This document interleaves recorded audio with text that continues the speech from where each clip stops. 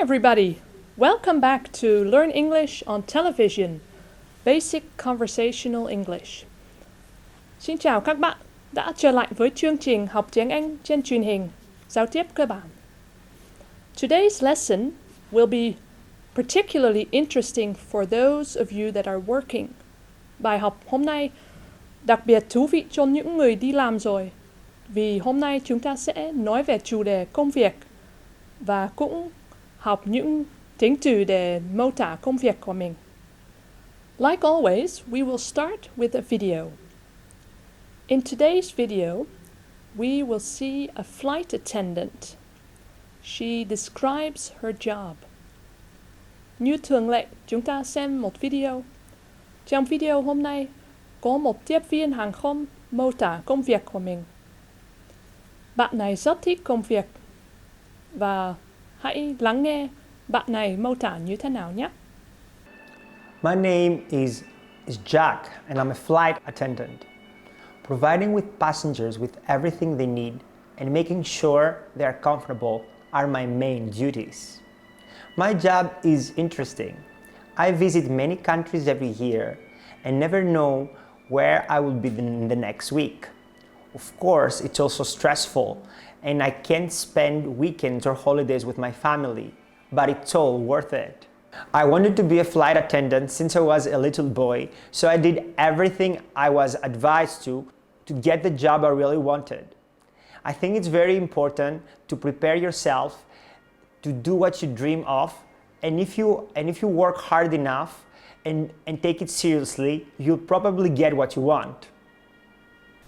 Let's learn some new words about jobs. Chúng ta hãy học từ mới về các nghề nghiệp. The first one is journalist. Journalist. Journalist. Journalist. Dentist. Dentist. Dentist. Dentist. Nurse. Nurse. Nurse. Nurse. Flight attendant. Flight attendant. Flight attendant. Flight attendant. Farmer. Farmer. Farmer. Farmer. Pilot. Pilot. Pilot. Pilot. Singer. Singer. Singer. Singer. Dancer.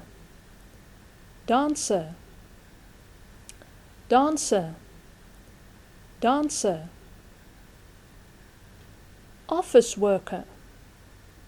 Office worker. Office worker. Office worker. Now, let's learn some adjectives to describe jobs. Bây giờ chúng ta hãy học những từ để mô tả công việc, tính từ. The first one, interesting. Interesting. Các bạn hãy chú ý là trọng âm là in, okay? Not interesting, không phải. Interesting. Thú vị. Interesting. Boring. Boring. Boring. Boring. Useful. Useful. Useful. Useful. Challenging. Challenging. Challenging. Challenging. Tedious. Tedious. Tedious. Tedious. Repetitive. Repetitive. repetitive, repetitive. Stressful, stressful, stressful, stressful. Worth, worth. Ok, chú ý là TH thì phát âm là th. Worth. Ok, not word. Worth.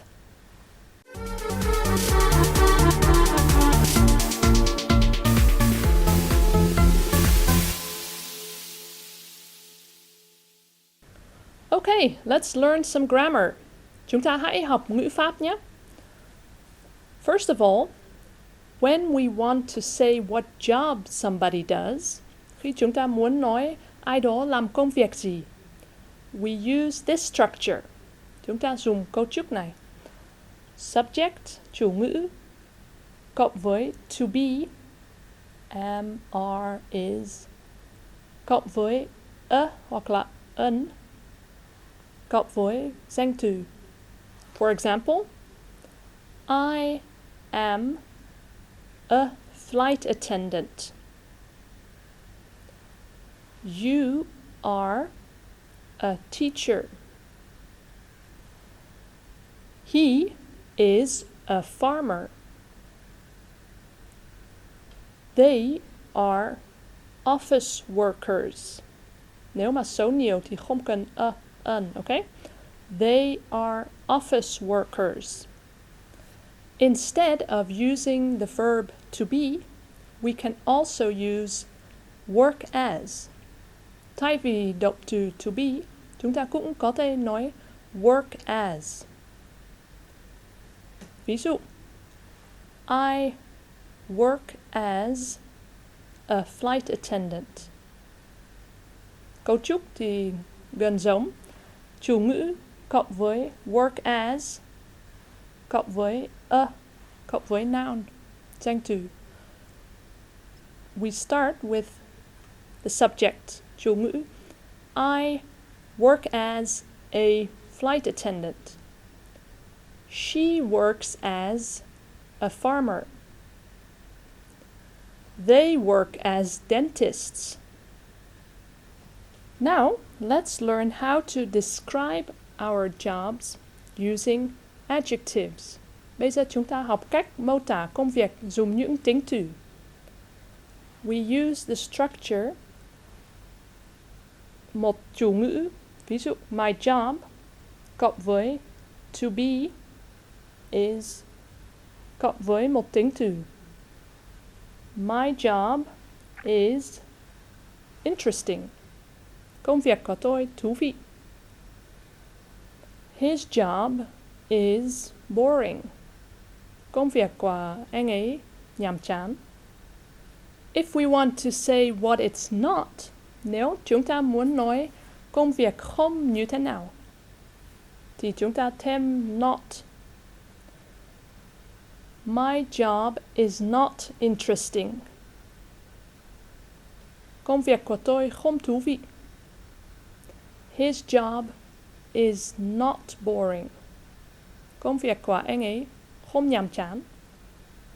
Let's finish off this grammar section with some common questions about jobs. Chúng ta hãy kết thúc cái phần ngữ pháp này bằng cách học một số câu hỏi thường gặp về nghề nghiệp. The first one is, what's your job? What's your job? Tức là what is your job? Công việc của bạn là gì? Bạn làm nghề gì? The second question has the same meaning. Câu hỏi thứ hai mang ý nghĩa giống hết. What do you do? What do you do? Bạn làm nghề gì? Then, the question, where do you work? Bạn làm ở đâu? Where do you work? Question 4, how is your work? Công việc của bạn như thế nào? How is your work? The last question, question 5. How do you like your job? Bạn thích công việc của mình ra sao? How do you like your job? Now let's see how to answer those questions. Chúng ta hãy xem cách trả lời những câu hỏi này. What is your job? I am a dentist.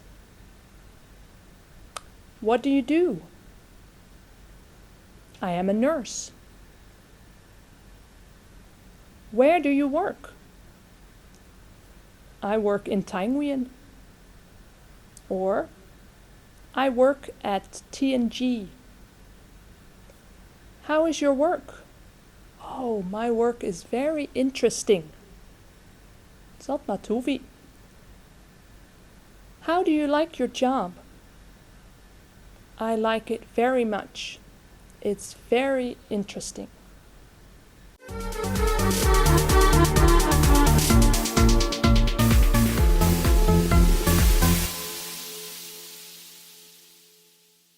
Now, let's put into practice what we learned. Chúng ta hãy thực hành những gì mình vừa học. The first exercise is matching definitions with the right word. Bài đầu tiên là nối các định nghĩa với những từ tương ứng. Let's look at exercise 1. Nối các định nghĩa sau đây với từ tương ứng. Tôi sẽ cho một ví dụ. Number 1. A person who is in charge of taking care of patients in hospitals. The answer is G. Nurse. A nurse. Các bạn hãy làm từ 2 đến 7 nhé.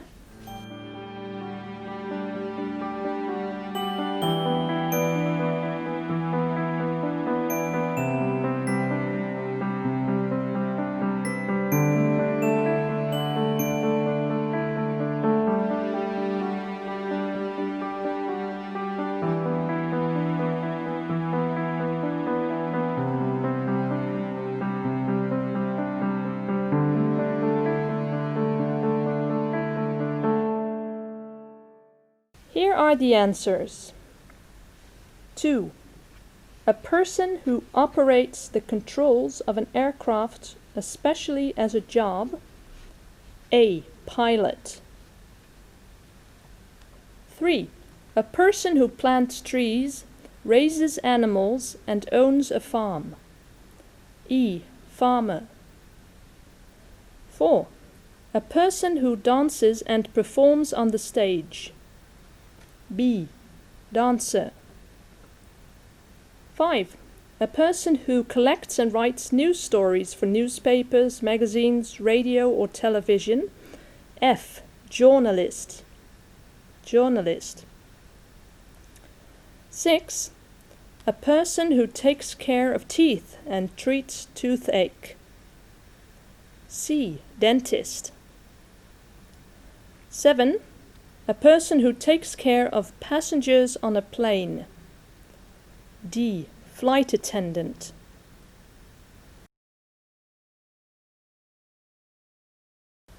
For exercise 2, we need to connect the word with its meaning, with the translation. Bài thứ 2, chúng ta cần phải nối từ tiếng Anh với từ tiếng Việt. Number 1, boring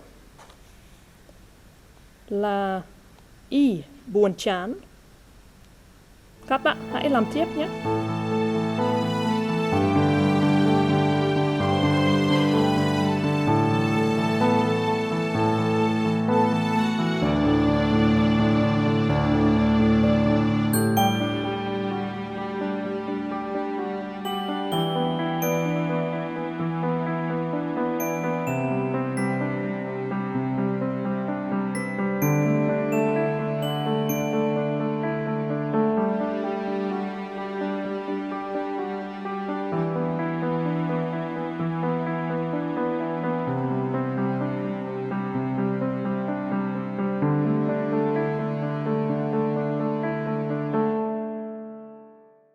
The answers. 2. Interesting. F. Thú vị. 3. Useful. G. Hữu ích. 4. Challenging. D. Đầy thử thách. 5. Tedious. B. Nhạt nhẽo, buồn tẻ. 6. Repetitive. C. Lặp đi lặp lại. 7. Stressful. A. Áp lực.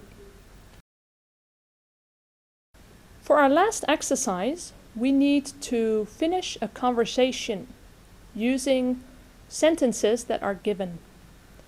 Bài tập cuối cùng. Hoàn thành đoạn hội thoại sau sử dụng các câu cho sẵn. Lần này tôi không cho ví dụ. Các bạn hãy tự làm nhé.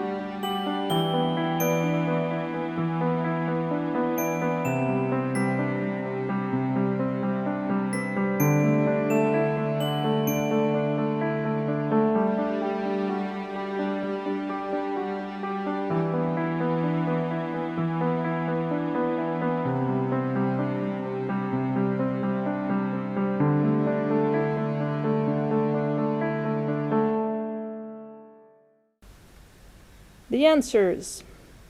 So, Mary, what do you do? 1. B. I'm a florist.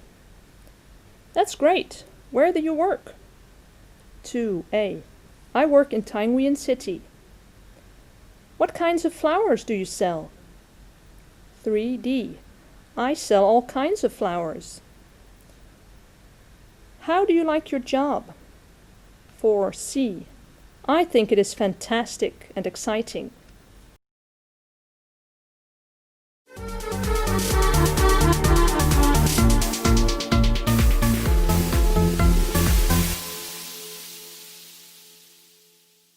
Now, are you ready to answer our audience questions? Các bạn đã sẵn sàng chưa để trả lời những câu hỏi dành cho khán giả? Our first question. I wear protective clothing and a large helmet. I drive or ride in a large red truck to emergencies and use water to fix problems. I put myself in danger to save your life. What do I do? Or, who am I? Tôi là ai?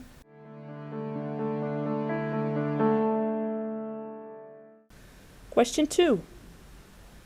I walk around towns and cities. I give tickets and put them on the windscreens of illegally parked vehicles. People don't like me very much. What do I do?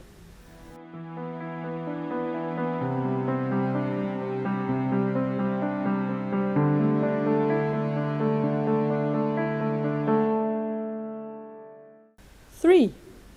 I sometimes wear a silly wig and makeup.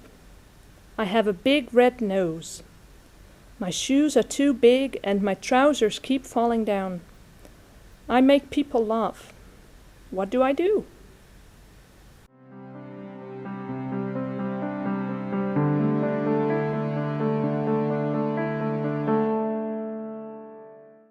We just finished lesson 9. Chúng ta vừa học xong bài 9. I hope you are able to talk about your job and describe it too. Tôi hy vọng các bạn đã biết nói công việc của mình là gì và mô tả nó nữa. See you next time. Bye.